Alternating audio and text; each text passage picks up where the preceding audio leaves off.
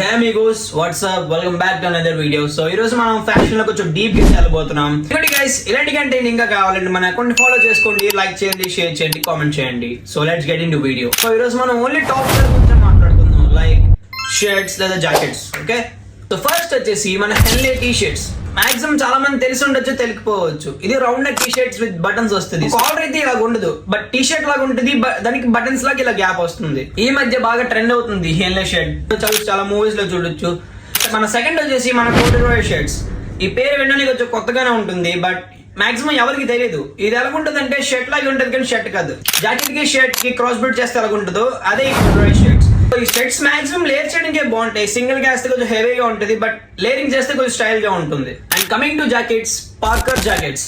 ఈ జాకెట్స్ ఎక్కువగా లో టెంపరేచర్ ఉన్న ప్లేసెస్ లో వాడతాం. ఈ జాకెట్ ఎలా ఉంటుంది అంటే ఫ్రంట్ అంతా పఫర్ జాకెట్ లాగా ఉంటుంది, అండ్ బ్యాక్ క్యాప్ అంతా హెయిర్ గా ఉంటుంది.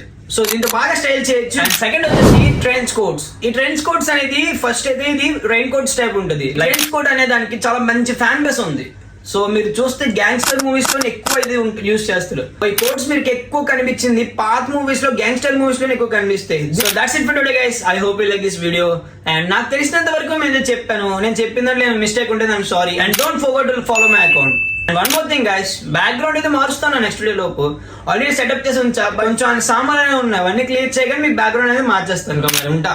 Good bye.